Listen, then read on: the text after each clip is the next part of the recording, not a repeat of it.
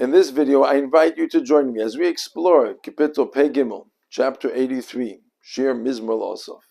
It happens to be one of the most applicable and relevant kapitloch that applies to us today, particularly as we are now engaged in a war and tremendous anti-Semitism that seems to be across the world.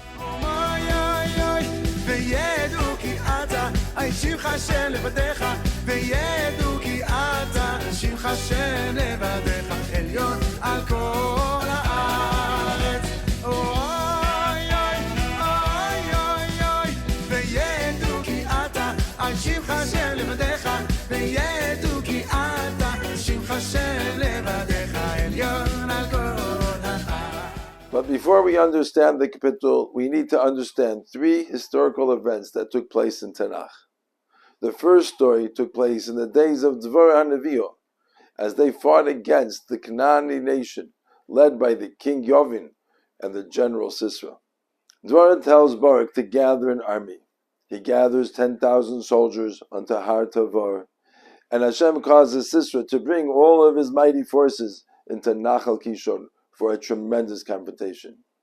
And as Barak and the soldiers approach, a tremendous fear falls upon the army of the Canaanim, and they flee in all directions, making their defeat an easy one and the success for the Jewish nation.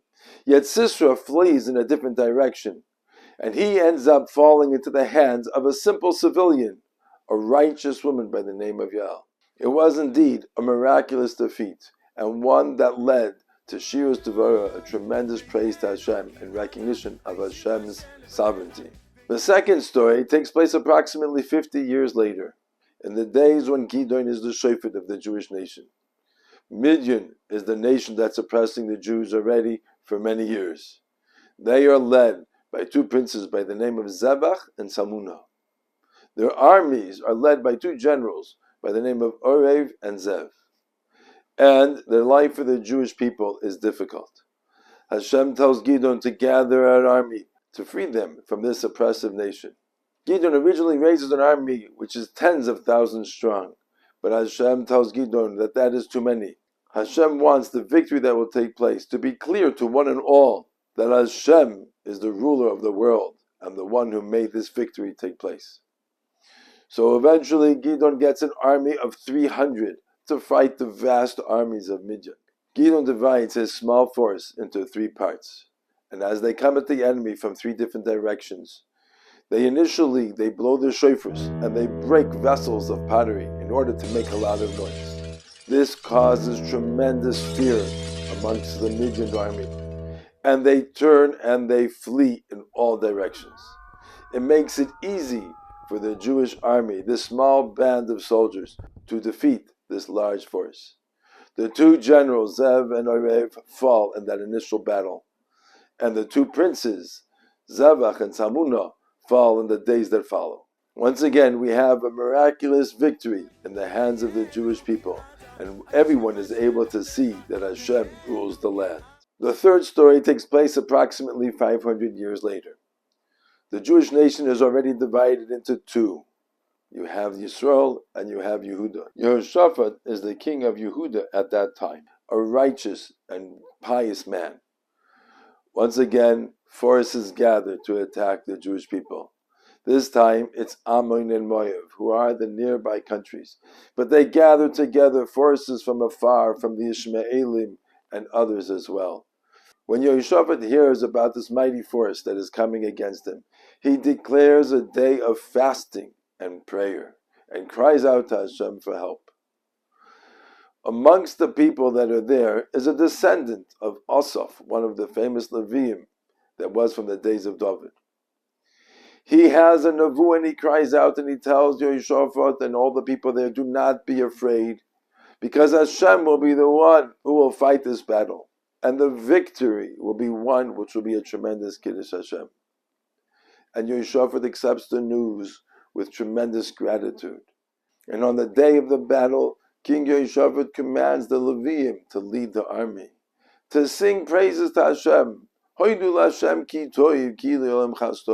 They are already confident in the miraculous victory that will take place before the battle even begins. And indeed, a tremendous fear fell upon the nations that were attacking them, and they began to fight amongst themselves. First, Ammon and Moab fought against the Ishmaelim and Edom that had come and joined them, and afterwards they fought amongst themselves until they completely wiped themselves out. So great was the army that came to attack them that it took the Jewish nation 3 days just to be able to collect the booty from all the fallen soldiers. It was a tremendous miracle. It was one which they defeated the enemy without even having to lift a single weapon.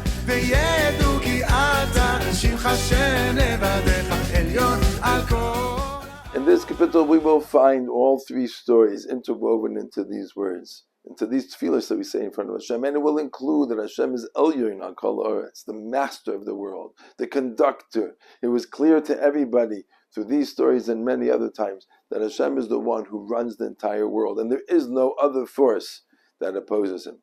But the question is, why do we start off Shir Mizmor L'Osaf? It has a double language of praise, of song, Shir Mizmor.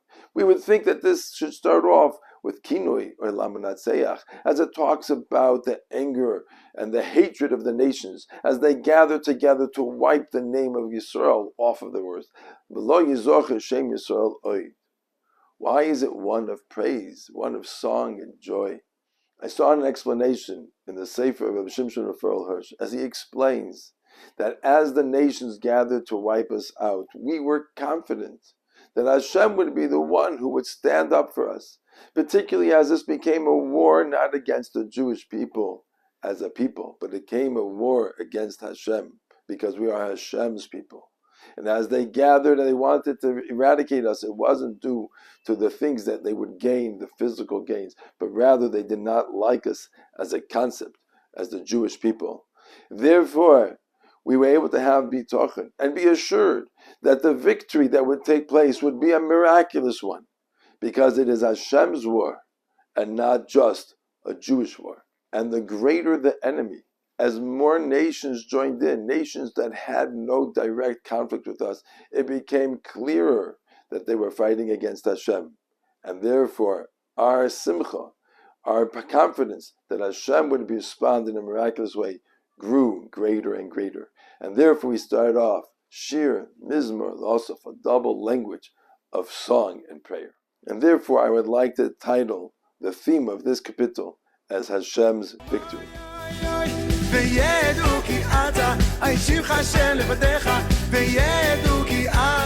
Now let us go through the words. Shir Mizmor L'Osaf, of song and praise by Osaf. Elokim al damiloch, Hashem, do not be silent. Al techrash v'al teskat kel, Hashem, do not be quiet and do not ignore. The language of cheresh means to be quiet and not to respond verbally, while tishkoit means to be silent and not to respond physically. And we ask Hashem, respond, ki hine oivecho yemoyin, because your enemies are in an uproar. Umisanecho nosu roish, and those who hate you lift up their heads. Al amcho yarimu soid, they plot against your people. V'isyohatzu, and they scheme al tzipunecho, on those that you protect. Amru, they say, L'chu v'nachidei migoy, let us go and destroy them as a nation. V'lo yizoch Hashem Yisrael oid, and the name of Yisrael will no longer be remembered. And therefore we say, Hashem, you need to respond because this is now your battle. As we see that they gather together, nations from across the world, not just the ones that are nearby. It is now a fight, not against us as a people, but Alecha b'sichreisu. It is a pact that they fight to go against you, Hashem. Ole Edom v'Yishmaelim, from the inhabitants of Edom who live nearby, and the Yishmaelim who live further afar. Moav, who live nearby, v'Hagrim, who also lives further afar.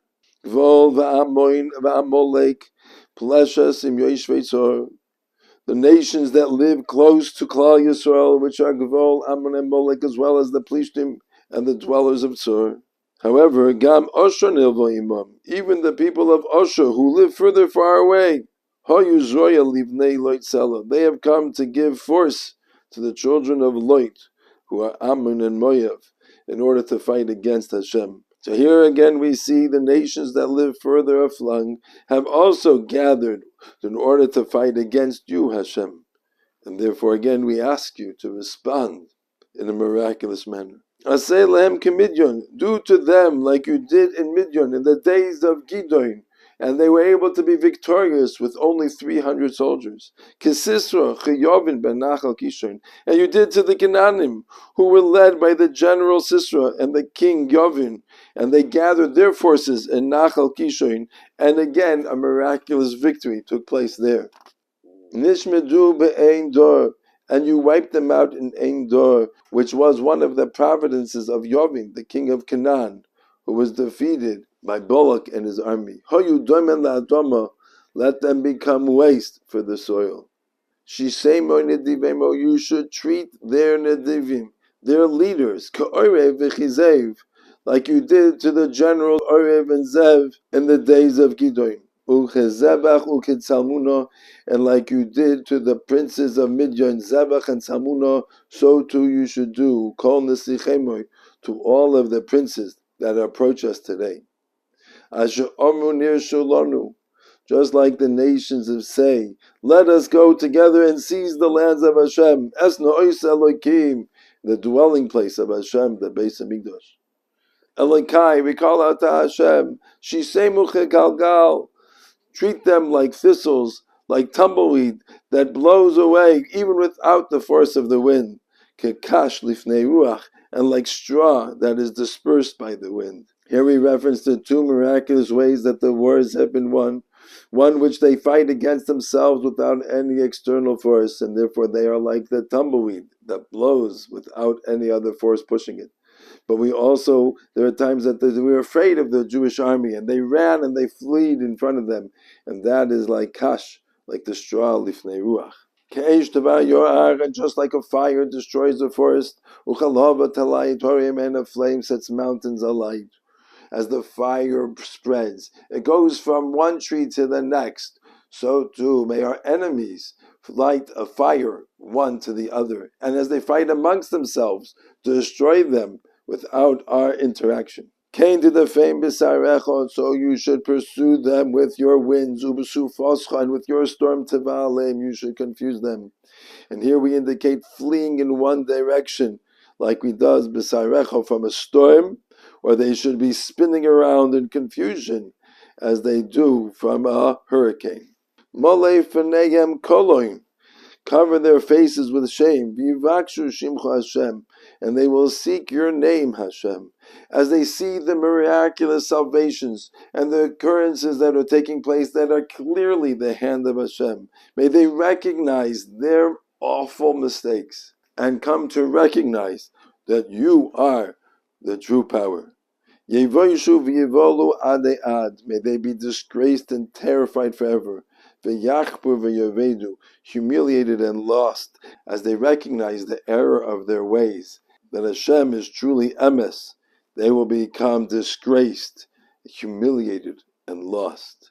V'yedu ki ato shimcha Hashem levadecho, then they will know that you are Hashem, your name alone is the name of Hashem. Elyoin al kol haaretz, you rule supreme over all the earth. There is no other force or power that stands in the way of Hashem. Some of Hashem say that this capital was composed for the days of Yehoshaphat, as the nations gathered from far and near to attack the Jewish people, and they davened for a miraculous salvation. However, the Miri and others say that it was composed for our generation, this Golus that has taken so long.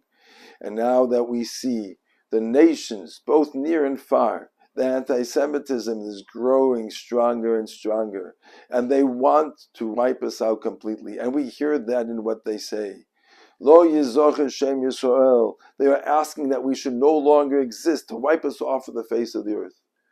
And while that does cause tremendous anxiety and fear, we take courage and strength from this capital, because we now also understand that it is a battle not against us alone, but it's a battle against Hashem.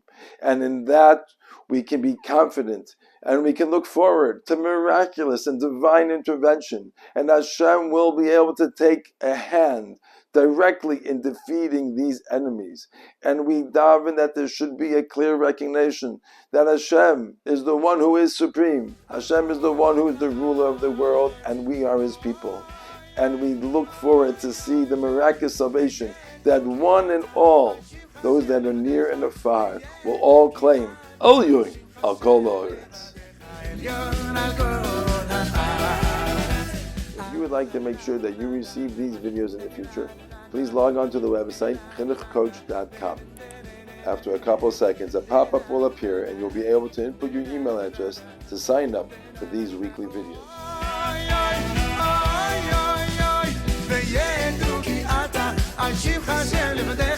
וידעו כי אתה, שמך השם לבדך עליון.